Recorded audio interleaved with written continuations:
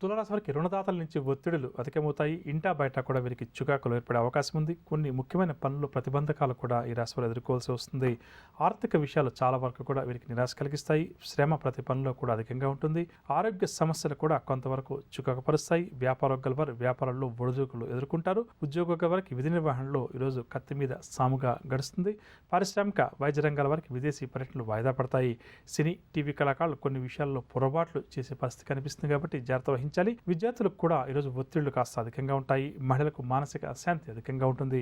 షేర్ల క్రయ విక్రయాల్లో ఆశించిన లాభాలు అనుమానమని చెప్పవచ్చు. తులారాశి వారికి ఇవాళ కాస్పచ్చ రంగు, ఆకుపచ్చ రంగు మరియు గోధుమ రంగు. పరిహారాల విషయానికి వస్తే తులారాశి వారి ప్రతి ఒక్కరు కూడా శివ పంచాక్షరి మంత్రాన్ని పఠించడం ఈరోజు చాలా మంచిది.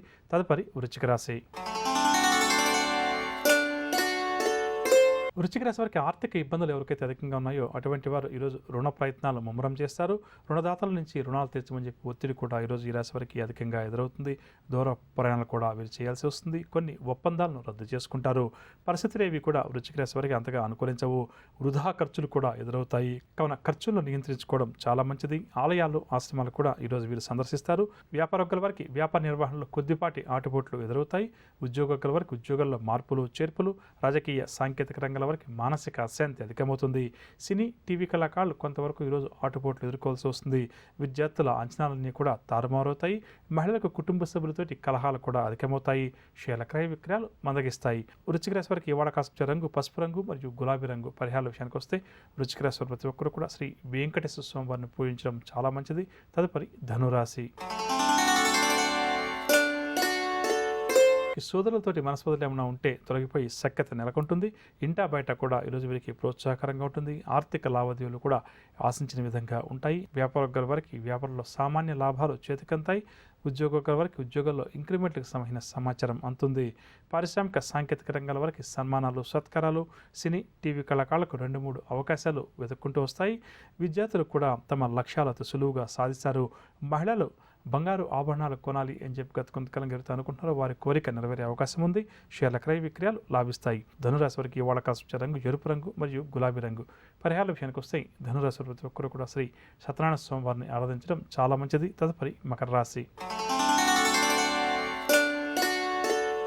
మకర రాశి వారి బంధుమిత్రులతోటి ఈరోజు ఉత్సాహంగా, ఉల్లాసంగా గడుపుతారు. ఆర్థిక వ్యవహారాలన్నీ కూడా సాఫీగా సాగుతాయి. వ్యాపారోగ్యాల వారు నూతన వ్యాపారాలకు ప్రణాళికలు రూపొందిస్తారు. ఉద్యోగస్తుల వారికి ఉద్యోగాల్లో ఉన్న ఒత్తిడులు తొలగుతాయి. నూతన బాధ్యతలు కూడా స్వీకరిస్తారు. రాజకీయ వర్గాల వారికి ఊహించినటువంటి అవకాశాలు. సినీ టీవీ కళాకారులకు ఆహ్వానాలు అందుకుంటారు. విద్యార్థులకు పరిశోధనలో తగినటువంటి పురస్కారాలు కూడా లభిస్తాయి. మహిళలకు ఆస్తి వివాదాలు ఎవరికైతే అధికంగా ఉన్నాయో అవన్నీ కూడా తీరుతాయి. షేర్ల క్రయ విక్రయాలు. ఈరోజు కార్యక్రమం ఎన్ అని ఆంగ్ల అక్షరంతో ఎవరి పేరైతే ప్రారంభమవుతుందో, అంటే ఉదాహరణ చెప్పంటే నరేంద్ర, నరేష్, నాగలక్ష్మి, ఈ విధంగా అనమాట. ఈ వ్యక్తుల యొక్క గుణగణాలు ఏ విధంగా ఉంటాయి, వారి బలాలేంటి, బలహీనతలు ఏంటి అని ఈరోజు కార్యక్రమంలో ప్రధానంగా తెలుసుకునే ప్రయత్నం చేద్దాం. ఎన్ అనే అక్షరంతో ఎవరి పేరైతే ప్రారంభమవుతుందో ప్రధానంగా వారు స్వతంత్రంగా ఆలోచించి నిర్ణయాలు తీసుకునే వ్యక్తులుగా చెప్పవచ్చు. అంటే వీరు ఏదైనా ఒక నిర్ణయం తీసుకోవాలంటే ఇతరుల యొక్క ఆలోచన ప్రభావం ఏదైతే ఉంటుందో వారు ఎంత చెప్పినప్పటికీ కూడా వీరిని ఏమాత్రం కూడా ప్రభావితం చేయలేరని చెప్పవచ్చు.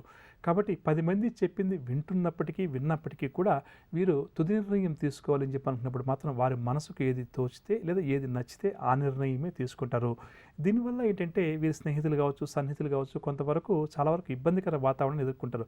ఇదేంటి ఈ వ్యక్తి వచ్చిన నీ సలహా అడిగారు, ఈ విధంగా నేను చెప్పాను కదా, మరి ఎందుకు దాన్ని అమలు చేయలేదు అని చెప్పేసి. వీరి యొక్క గొప్పతనం ఏంటంటే అమలు చేయకపోవడానికి ఒక విషయాన్ని 10 రకాలుగా వర్ణించగలుగుతారు. అమలు చేస్తే వచ్చేటటువంటి మంచి విషయాలు కానీ చెడు విషయాలు ఏవైతే ఉన్నాయో దాన్ని కూడా వారు ఇంకో 10 రకాలుగా వర్ణించగలరు. ఏ పనైనా సరే తమకు నచ్చినట్లుగా చేయడం వీరి యొక్క ప్రత్యేకత అని చెప్పవచ్చు. వీరు ఆడంబరంగా కనిపించాలి అని చెప్పి అనుకుంటారు, కానీ ఆడంబరాలకు దూరం అన్నట్టుగా మాత్రం వ్యవహరిస్తుంటారని చెప్పవచ్చు. చూడండి, మనసులో ఏమో ఆడంబరంగా ఉండాలి, మంచి వస్త్రాలు వేసుకోవాలి, మంచి కారులో తిరగాలి అని చెప్పేసి కోరిక ఉన్నప్పటికీ చూడడానికి మాత్రం మళ్ళీ ఎదుటి వ్యక్తులకైతే ఆడంబరాలు ఏముందండి, కారుది ఏముందండి, డ్రెస్ది ఏముందండి, ఏదో ఒకలా గడిచిపోతుంది కదా అని చెప్పేసి మళ్ళీ మాట్లాడుతూ ఉంటారు. ఇక ఎప్పుడేం నిర్ణయం తీసుకుంటారు, ఎప్పుడేం చేస్తారో, ఎప్పుడే పని ప్రారంభం చేస్తారో, ఎప్పుడే పనికి ముగింపు పలుకుతారు అన్నది వీరి గురించి మనకు అంచనాకు రావడం కుటుంబ సభ్యులకు కూడా చాలా కష్టమవుతుందని చెప్పవచ్చు. ఇక తమ పనేదో తాము చేసుకుంటూ వెళ్ళిపోతుంటారు. ఇతరుల వ్యవహారంలో సాధ్యమైనంత వరకు వ్యక్తిగత విషయాల్లో కానీ వృత్తి వ్యాపార విషయాల్లో కానీ తలదూర్చే ప్రయత్నం చేయరు. అదే ఎదుటి వ్యక్తులు ఏదైనా వీరికి ఇబ్బంది కలిగించే పని చేస్తున్నారు, వీళ్ళని విమర్శించే పని చేస్తున్నారని చెప్తే మాత్రం ఏమాత్రం కూడా వీరు తట్టుకోలేరు. దీనికి సంబంధించి వారి మీద యుద్ధానికి తీయడానికి కూడా సిద్ధపడుతుంటారు. ప్రతిదీ కూడా కష్టపడకుండా తెలివితేటలతోనే సంపాదించాలి అన్న వైపుగా వీరి ఆలోచనలు కూడా అధికంగా ఉంటాయి. పైకి శాంతంగా కనిపిస్తుంటారు, చూడడానికి చక్కగా నవ్వుతూ ఉంటారు, కానీ లోపల మాత్రం వీళ్ళ ఉగ్రస్వరూపం అంటాం కదా, అది ఎప్పుడు కూడా దాన్ని అణిచివేసుకుని ఉంటారు. కానీ అవసరం వచ్చినప్పుడు మాత్రం ఆ ఉగ్ర రూపాన్ని వీరు బయటకు తీస్తారు. తమను ఏవైనా వ్యక్తులు విమర్శిస్తే, తమ చేసే పని కానీ తమ యొక్క ఆలోచన కానీ తమ అలవాట్లను కానీ విమర్శిస్తే ఏమాత్రం కూడా సహించలేరు. వారి మీద ప్రతిదాడికి దిగేందుకు కూడా ఏమాత్రం కూడా వీరు వెనకాడరు. సాధ్యమైనంత వరకు కూడా ఏంటంటే వీరు నా పనిది నేను చేసుకుంటున్నాను కదా, నా ఇష్టం నా జీవితం, మీకెందుకు అన్న వైపుగా ఆలోచనలు ఉంటుంది. కానీ మనం ఒక సంఘంలో సమాజంలో జీవిస్తున్నాం కాబట్టి మనకు కూడా కుటుంబ సభ్యులు, బంధుమిత్రులు, సన్నిహితులు, తల్లిదండ్రులు అందరూ ఉంటారు కాబట్టి కొన్ని సందర్భాల్లో మనకు నచ్చని వాళ్ళు చెప్తుంటారు. అది సద్విమర్శ అయినప్పుడు స్వీకరించాలి. ఎప్పుడైతే సద్విమర్శను కూడా వీరు స్వీకరించరో అప్పుడు ఏమైపోతుందంటే దీనివల్ల వీరికి జీవితంలో అపజయాల శాతం కూడా అధికంగా ఉంటుంది. ఏదైతే అనుకుంటారో ఎట్టకేలకు కూడా సాధిస్తారు. వీరిని ఎవరైతే విమర్శించారో ఆ విమర్శించిన వారి చేతే వీరు ఏదో ఒకరోజు పొగిడించుకుంటారని కూడా చెప్పవచ్చు. ఆ విధంగా తెలివితేటలన్నీ చక్కగా ఉన్నప్పటికీ కూడా కేవలం ఎదుటి వ్యక్తులు తమను ఏదైనా ఒక చిన్న మాట అంటే కూడా భరించలేకపోయే మనస్తత్వం ఏదైతే ఉందో దానివల్ల ఈ ఎల్ అనే ఆంగ్ల అక్షరంతో ఎవరి పేరైతే ప్రారంభమవుతుందో వారు ఎక్కువగా జీవితంలో ఇబ్బందులు పడతారు. కాబట్టి ఈ విషయం గురించి కొంత జాగ్రత్త వహించడం మంచిదని చెప్పొచ్చు. అదేవిధంగా ఎవరన్నా కొత్త వ్యక్తులు పరిచయం అయితే కూడా వెంటనే వారితో కూడా క్లోజ్గా మూవ్ అయిపోతుంటారు.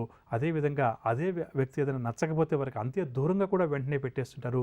రెండింటికి పెద్దగా వీరు ప్రాధాన్యతనివ్వరు. ఒకవేళ మనం ఏదైనా కామన్ ఫ్రెండ్గా ఉండి అడిగామనుకోండి, ఇదేంటంటే మనదాకా ఆ వ్యక్తి తిరిగారు కదా, ఏంటి ఈ మధ్య కనిపించట్లేదు అంటే ఆ వ్యక్తి వీరిని ఏదో విమర్శించుంటారు, వీరిని ఏదో తప్పు పెట్టింటారు. ఆ తప్పులు విమర్శలు చేస్తే వీరు స్వీకరించలేరు. కాబట్టి అటువంటి వ్యక్తులకి ఏం చేస్తుంటే వీరు దూరం అయిపోతుంటారని చెప్పొచ్చు.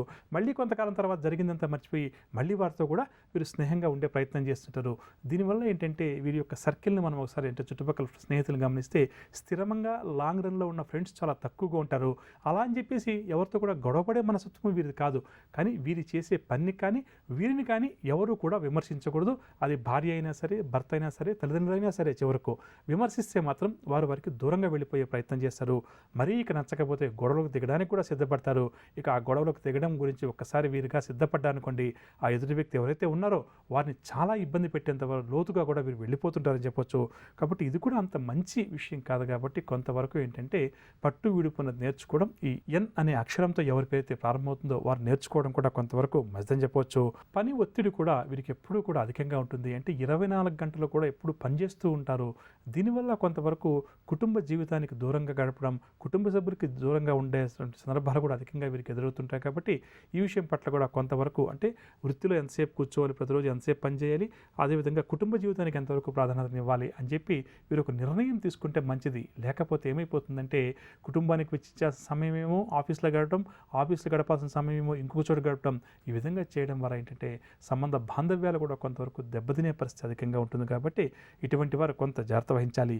ఏదేమైనప్పటికీ కూడా తమను విమర్శిస్తే తట్టుకోలేరు. కాబట్టి సాధ్యమైనంత వరకు కూడా వీరు వృత్తిలో కానీ కుటుంబంలో కానీ తప్పులు పొరపాట్లు చేయకుండా ఉండేలా వీరు ప్రవర్తిస్తుంటారు.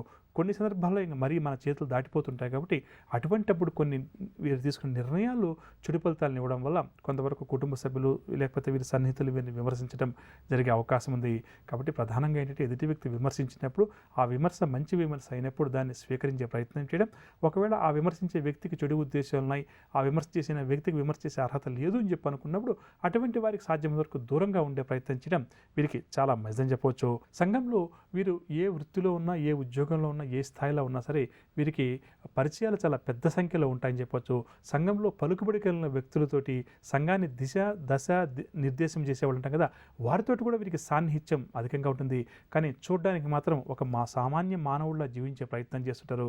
కానీ ఒక్కసారి మాత్రం వీరికున్న పరిచయాలను మాత్రం మనం ఒక్కసారి టచ్ చేసామనుకోండి, వీరికున్న పరిచయాలు చూస్తే మనకే ఆశ్చర్యం వేస్తుంది. ఎందుకంటే తెలివితేటలు, మేధావితనం, కష్టపడి పనిచేసే మనస్తత్వం, నవగ్రహ సంచారాన్ని అనుసరించి ద్వాదశ రాశుల వారికి 27 నక్షత్రాల వారికి ఈ వారం అంతా కూడా ఏ విధంగా ఉంటుంది, ఎటువంటి విషయాల్లో ద్వాదశ రాశుల వారు ఈ వారం జాగ్రత్త వహించాలి, ఎటువంటి పరిహారాలు పాటించాలి అన్న అంశాలతో పాటుగా శుభకరం అన్న అంశంలో భాగంగా దారిద్ర్య నివారణ కోసం, దారిద్ర్య బాధలు తొలగడం కోసం ఎటువంటి పరిహారాన్ని మనం పాటించాలి అన్న అంశంతో పాటుగా ఈ వారం యొక్క విశిష్టతలు